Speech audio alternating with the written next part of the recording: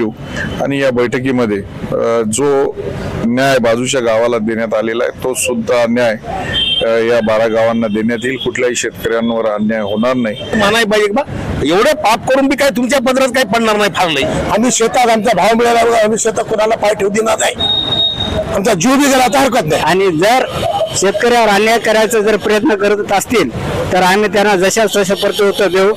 किसान दिवस देशामध्ये साजरा करत असल्यास आज आम्हाला आक्रोश करावा लागत आहे। हे दुर्दैवी आमच्यासाठी पण आणि शासनासाठी हे दुर्दैवी बाब आहे। आम्हाला फक्त पैशाशी मतलब आहे, तो कोण्या मार्गाने द्यायचे प्रशासनानं ठरवावं, त्याला मार्ग दाखवण्यासाठी आमच्याकडे त्याचे पर्याय आहे।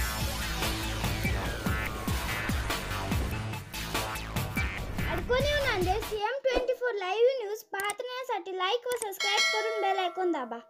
CM24 लाईव्ह न्यूज मध्ये आपलं स्वागत आहे। पाहूया आजच्या काही ठळक घडामोडी। नांदेडकरांसाठी आनंदाची बातमी। तर ज्याला मूल होत नाही अशांसाठी खुशखबर। मूल न होणाऱ्यास आशा, बाळ होण्याची सुवर्ण संधी। तर मग उशीर कशाला करताय, आजच संपर्क करा। डॉक्टर सौ मेघश्री देशमुख कहाळेकर यांच्या शुश्रूषा हॉस्पिटल एक्सी and test tube baby centre, Chikalwadi corner, Nanded. नमस्कार, मी डॉक्टर मेघश्री गिरीश देशमुख, शुश्रूषा हॉस्पिटल एक्सी test tube baby centre, Chikalwadi corner, Nanded इथून आम्ही इथे 29-30 डिसेंबरला 10 ते 5 मध्ये स्त्री व पुरुष वंध्यत्व निवारण शिबिर करत आहोत। संपर्क साधण्यासाठी 02462 238 558 किंवा 9422874949 या नंबरवर तुम्ही नाव नोंदवू शकता। कोणासाठी तर स्त्रियांसाठी, म्हणजे ज्यांच्या नळ्या बंद आहेत, ज्यांना गर्भपिशवीचे गाठी आहेत, फायब्रॉइड आहे, एंडोमेट्रियोसिसचा आजार आहे, पीसीओडीचा आजार आहे आणि ज्यांचं वय पाळी गेली आहे, 50च्या आत वय आहे, अशा स्त्रियांसाठी। तसंच पुरुषांना ज्यांचे शुक्राणू नाही आहेत, 0 आहेत, कमी आहेत किंवा मेलेले आहेत किंवा शुक्राणू नॉर्मल असताना पण बाळ होत नाहीये, अशा पुरुषांनी पण याचा अलभ्य लाभ घ्यावा। याच्यात वैशिष्ट्य हे आहे की आम्ही याच्यात सवलतीच्या दरात सोनोग्राफी, IUI, लॅप्रोहिस्ट्रोस्कोपी म्हणजे दुर्बिणीचे ऑपरेशन सवलतीच्या दरात आणि IVF टेस्ट ट्यूब बेबी व एक्सी करणार आहोत। तरी सगळ्याच पेशंटनी, या रुग्णांनी याचा अलभ्य लाभ घ्यावा, जेणेकरून त्याला याचा फायदा होईल। धन्यवाद। नमस्कार, आपण पाहतात सामान्य जनतेचा आवाज नांदेड CM न्यूज। आज आपण नांदेड परिसरातील जिल्हाधिकारी कार्यालय या ठिकाणी आहोत आणि या ठिकाणी आज नांदेड जालना जाणारा जो समृद्धी महामार्ग आहे, त्या समृद्धी महामार्गावरील जे बाधित शेतकरी आहे त्या 12 गावच्या शेतकऱ्यांचा आक्रोश मोर्चा या ठिकाणी आयोजित केला होता। त्यानिमित्त या ठिकाणी आज आपल्यासोबत हेमंत भाऊ पाटील आपल्या सोबत आहेत। आपण त्यांच्याशी चर्चा करतो। दादा, आज हे मोर्चा चालू आहे त्याबद्दल काय सांगता आपण? आज नांदेड जालना या समृद्धी महामार्गासाठी नांदेड तालुक्यातील ज्या काही बाधित जमिनी आहेत या संदर्भातील बागायती आणि जिरायती दोन्ही शेतकरी सकाळपासून लाक्षणिक उपोषणाला बसलेले आहेत। यापूर्वी सुद्धा सन्माननीय मंत्री दादा भुसे यांच्याकडे हे खातं होतं, त्यावेळेस तालुक्याचे तालुका प्रमुख श्री अशोक मोरे, सरपंच श्री दासरावजी हंबर्डे, गोपाल पाटील येजळीकर यांच्या नेतृत्वाखाली सर्व शेतकरी मुंबईला आले होते। परंतु मध्यंतरीचा 6 महिन्याचा निवडणुकीचा काळ असल्यामुळं हा प्रश्न तसाच राहिलेला आहे। निश्चित पुढील आठवड्यामध्ये मुंबई इथं माननीय उपमुख्यमंत्री एकनाथ शिंदे साहेब यांच्या अध्यक्षतेखाली एक बैठक घेऊ आणि या बैठकीमध्ये जो न्याय बाजूच्या गावाला देण्यात आलेला आहे तो सुद्धा न्याय या 12 गावांना देण्यात येईल। कुठल्याही शेतकऱ्यांवर अन्याय होणार नाही, त्यांना त्यांच्या जमिनीचा पूर्णपणे मोबदला दिला जाईल। माझी फक्त शेतकऱ्यांना एवढी विनंती आहे की फार दिवसांपासून आपण थेट मुंबईला जोडल्या जावं अशी आपली मागणी होती आणि माननीय एकनाथ शिंदे साहेबांनी ती मागणी मंजूर केली। नांदेड जालना हा समृद्धी महामार्ग आपल्यासाठी दिलेला आहे, तर कृपया काही दिवस, एक 15 दिवस आपण त्याचं काम थांबू नका। कारण काय की पुन्हा पावसाळा लागल्यानंतर हे जे काम आहे पुन्हा थांबलं जातं, कारण आपल्याकडे काळीच्या जमिनी आहेत, गोदावरी शेजारी आहे, ते काम करायचे दिवस आहेत। माझी जो कोणी कंत्राटदार आहे त्यालाही मी बोलून सांगतो की उभ्या तुरीच्या पिकामध्ये त्यांना त्याचे स्क्रेपर टिपर घातलेले आहेत, त्याला सुद्धा आपण सूचना देऊ की अशा पद्धतीनं शेतकऱ्यांना सुद्धा थोडासा एक 15 दिवस जर वेळ दिला, आता हंगाम आलेला आहे, तुरी सुद्धा निघतील काही दिवसामध्ये, तर शेतकऱ्यांना थोडासा नोटीस देऊन जर वेळ दिला ते त्याच्या तुरी काढून घेतील आणि त्यांचंही नुकसान होणार नाही या संदर्भामध्ये जिल्हाधिकाऱ्यांना सुद्धा सूचना देण्यात आलेल्या आहेत. निश्चित येत्या 15 दिवसामध्ये हा प्रश्न सुटेल. या ठिकाणी अण्णाराव धोत्रे आपल्यासोबत आहेत, आपण त्यांच्याशी चर्चा काय सांगणार त्याच्या आधी खरी आमच्या नाळेश्वरची परिस्थिती सांगायची म्हणजे आमचे पिंपरण राठी नाळेश्वर आतापर्यंत एका शेतकऱ्याला बागायती धरले, एका शेतकऱ्याला जिरायती घेतले, एका शेतकऱ्याला हंगामी बागायती धरले. म्हणजे अशा 3 परा एकाच पट्ट्यामध्ये एकच जमिनी एकाच दानावर भिजणाऱ्या अक्षरशः त्याच्या वावरात ऊस केळीचं पीक असं उभं असताना सुद्धा त्याला जिरायती बागायती हंगामी बागायती पकडतात. हंगामी बागायती म्हणजे ऊस केळी येतो का पीक? आता एवढं सरकारला समजणार त्याला आमच्या हाडाने आम्ही शेतकरी माणसं सांगू शकलो, पण ते आमचं म्हणायला तयार नाही. आमचं काही फार मोठं म्हणणं आहे की बा बागायती सगळं बागायती धरून टाका, सगळ्याचा प्रश्न मिटून नाही. वारंवार आम्ही विनंती केली, दासराव आमचे खूप आम्हाला सहकार्य करतात, त्याचं खूप मोठं योगदान आहे आमच्यापेक्षा. तरी त्याचं तरी आमचं मानाय पाहिजे, कोणातरी मानाय पाहिजे की बा एवढं पाप करून बी काय तुमच्या पदरात काही पडणार नाही फार लई. आमचे लेकराबाळावर नांगर फिरून काय तुम्हाला तुमचे लेकराबाळ फार मोठे काही होणार नाही. बस सगळ्याचा विचार करावा, गरीबाच्या लेकराचा विचार करावा, श्रीमंताचा करावा, शेतकऱ्याचा करावा. काबाड कष्ट रात्रंदिवस सगळ्या जगाचा पोशिंदा म्हणतात शेतकऱ्याला, पण ते कुठं राहिला पोशिंदा? कुठे पोशिंद्याचं काय चालतं? कोण सुनतंय? अशा धुळ्यावर मला इळभर बसावं लागलं. पोशिंदा जगाचा पोशिंदा आयतील तूप रोटी खावलेत, खुर्चीवर बसालेत. त्याला एवढं तर कळायला पाहिजे की बा काय केलं पाहिजे. या ठिकाणी तुमचं म्हणणं आहे की या ठिकाणी सर्वांना समान या ठिकाणी न्याय मिळावा, समान या ठिकाणी मिळावं, सर्वांना या ठिकाणी बाजारभाव. या ठिकाणी अब्दुल बद्दीद सर आपल्यासोबत आहेत, आपण त्यांच्याशी देखील चर्चा करू. सर, आपलं काय म्हणणं आहे आजच्या?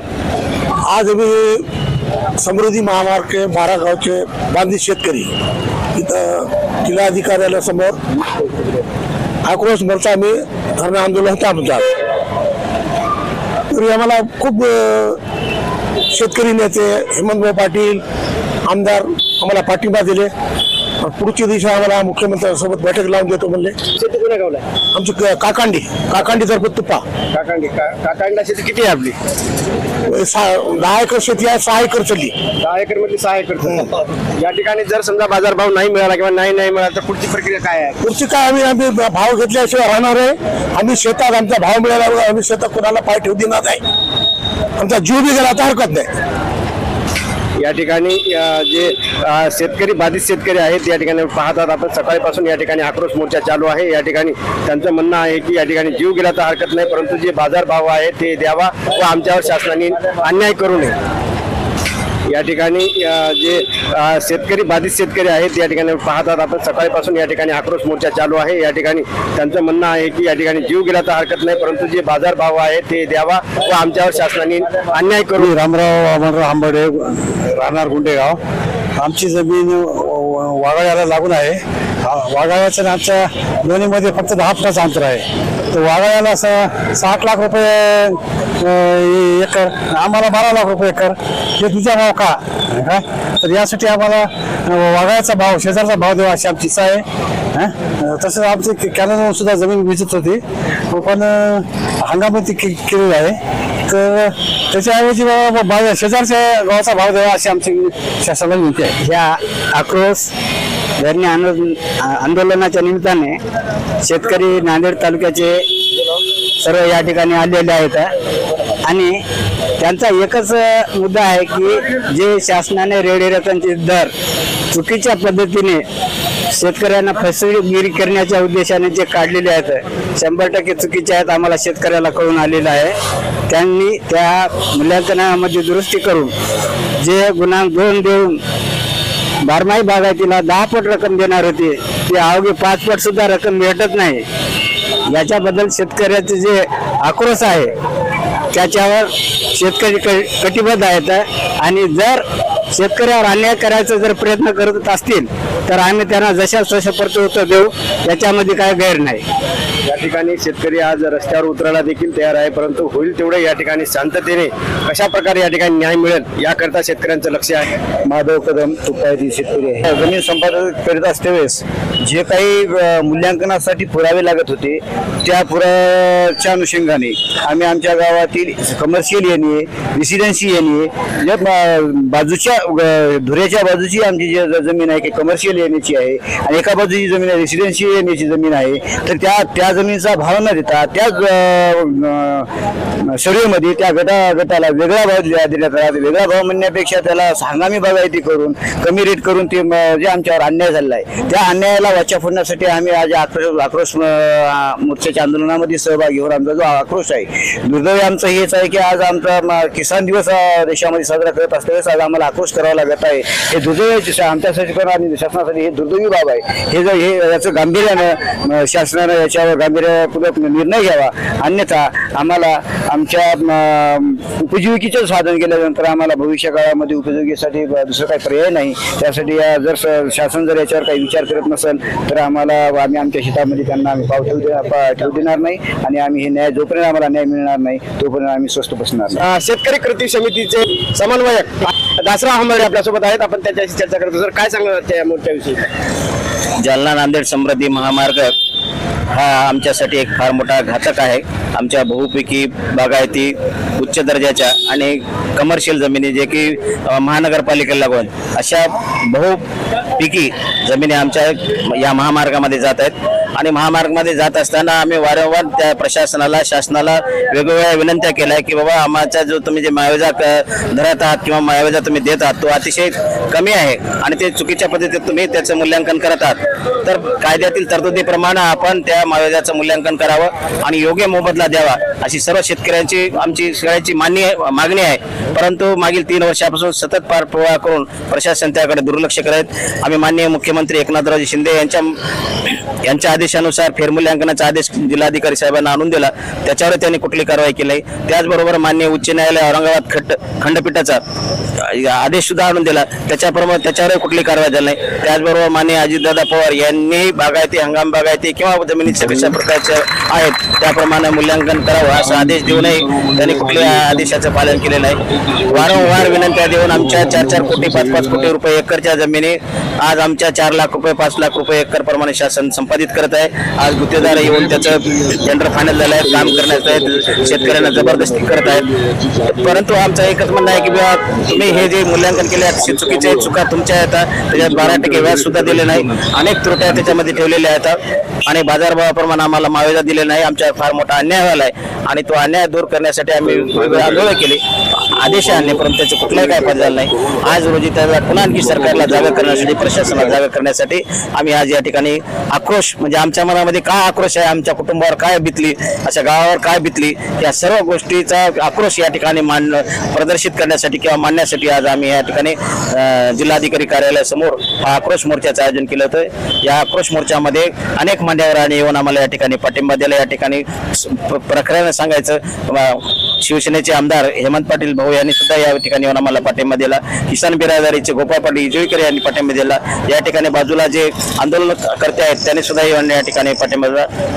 रोशन पाटील नागोराव पाटील रोशनगावकर यांनी सुद्धा या ठिकाणी येऊन पाठिंबा दिला, जे की बाबळी धरणाचे कृती समितीचे अध्यक्ष आहेत. त्याचबरोबर या 12 गावातील बाधित शेतकरी हे सुद्धा या ठिकाणी मोठ्या संख्येने उपस्थित जाऊन बायलेकी सुद्धा या ठिकाणी आमच्या माया बहिणी या ठिकाणी उपोषणात आज प्रकारात उपस्थित होत्या. त्या सर्वांचा आक्रोश आज जिल्हा प्रशासनासमोर आम्ही मांडला, लोकांनी बघितला आणि आम्हाला खात्री आहे की आम्ही एक ना एक दिवस आमच्या न्याय हक्कासाठी आम्ही लढून आमची लढाई पूर्णपणे जिंकणार. या ठिकाणी आतापर्यंत आपण हे अशा प्रकारचे जे आक्रोश मोर्चे आहेत किंवा जे मोर्चे आहेत आंदोलन आहेत ते आतापर्यंत किती केलं? आतापर्यंत 10 ते 15 आम्ही आंदोलन केलेत. मुंबईला आंदोलन केलं, नागपूर विधानभवनावर मोर्चा काढला, त्याचबरोबर वेगवेगळ्या स्पॉटवर आमच्या बाळूगाव पाटीवर आंदोलन केलं, तुप्याला आंदोलन केलं, विष्णुपूरला आंदोलन केलं, नाळेश्वरला केलं, अनेक बैठका घेतल्या, कलेक्टर ऑफिस समोर 4-5 वेळेस असं आंदोलन केलं. परंतु आतापर्यंत ते उडवाउडीचेच उत्तर देत आले. आदेश आणून कोणते पाळायला तयार नाहीत. म्हणून त्यांना पुन्हा एकदा जागरण करण्यासाठी आणि जे गुत्तेदार आहे त्यांनाही इशारा देण्यासाठी की बाबा उभ्या पिकामध्ये कुठल्याही आमच्या अडचणी निर्माण करू नका आणि आमच्या जोपर्यंत मागण्या मान्य होत नाहीत तोपर्यंत कुठलंही काम तुम्ही करू नका, हा इशारा देण्यासाठी आजचे हे धरणे आंदोलन आम्ही या ठिकाणी आयोजित केलं होतं. आतापर्यंत आपण या ठिकाणी आंदोलन केलात, उपोषण केलात, त्यानंतर या ठिकाणी बरेच आपण या ठिकाणी मिटिंग लावलात, परंतु या ठिकाणी कोणताही या ठिकाणी फरक पडला नाही. तर या पुढची तुमची काय प्रतिक्रिया आहे? त्याने फरक पडत चालला आहे. प्रत्येक गोष्टीत तो मान्य करायचा नाहीत. आता याला कालांतर आताच हेमंत पाटील आणि कलेक्टर साहेबांशी आमची सर्व शेतकऱ्यांशी चर्चा झाली. 19 तारखेला सुद्धा कलेक्टर साहेबांसोबत आमचे मीटिंग झाली. त्याच्यातही काही मुद्दे घेतले, परंतु काय टेक्निकल गोष्टी असतील त्याच्यातही काय कशा प्रकारे शेतकऱ्याला मार्ग देता येते त्याबद्दल आमच्याकडे त्याचं उत्तर आहे. जसं की जैतापूर अणुऊर्जा प्रकल्पामध्ये रत्नागिरी जिल्ह्यामध्ये शेतकरी आंदोलन केल्यानंतर त्यांची आवड पाजल्यानंतर त्यांना मार्ग देण्याचा प्रश्न निर्माण तेव्हा वेगळी समिती नेमून त्या समितीमार्फत बाजारभाव काढून तो शेतकऱ्यांना अनुदानाच्या स्वरूपात दिला. तशाच प्रकारचं इथं जर त्याला टेक्निकल काही अडचण येत असतील तर त्याच पद्धतीवर त्या धर्तीवरती या ठिकाणी त्यांनी आमच्या जमिनीचे फेरमूल्यांकन करून बाजारभाव काढून त्याप्रमाणे आम्हाला अनुदान स्वरूपामध्ये का होईना मार्ग द्यावा. आम्हाला फक्त पैशाशी मतलब आहे, तो कोण्या मार्गाने द्यायचे प्रशासनानं ठरवावं, त्याला मार्ग दाखवण्यासाठी आमच्याकडे त्याचे पर्याय आहे. या ठिकाणी आज आपण नांदेड येथील जिल्हाधिकारी कार्यालयासमोर सकाळीपासून आक्रोश मोर्चा केला. या ठिकाणी बरेच शेतकरी आले होते, परंतु जे शेतकरी आले नव्हते त्यांना काय संदेश देणार आहात? त्यांना काय संदेश आहे, तुमच्या चॅनलच्या मार्फत जे ऐकायला दिवसभर तुम्ही लाईव्ह दाखवलं, तुमचं मनापासून आभारी आहोत. ते शेतकरी गावात घरी बसून शेतात बसून तुमचं ऐकलेत आणि ते सुद्धा त्यांच्या मनामध्ये सुद्धा आक्रोश आहे. काय कामानिमित्त तिकडे इकडे गेले असतील, पण आजचे या ठिकाणी भरपूर शेतकरी आले होते. सर्व 12 गावातील या ठिकाणी महिला पुरुष या ठिकाणी लेकरा बाळासहित या ठिकाणी धरणे आंदोलनाला बसले होते. हा आजचा आमचा धरणे आंदोलनाचा कार्यक्रम अतिशय यशस्वी झाला. त्याच्यातून 100% मार्ग निघेल. तर ही प्रक्रिया आहे, ही लढायची नाही निघाल तर आमचं पुढचे काम आम्हाला आवडून हातामध्ये आहेच. आम्ही ते चालूच ठेवणार, सोडणार नाही. या ठिकाणी सीएम न्यूज साठी संजय कुमारजी गायकवाड. धन्यवाद.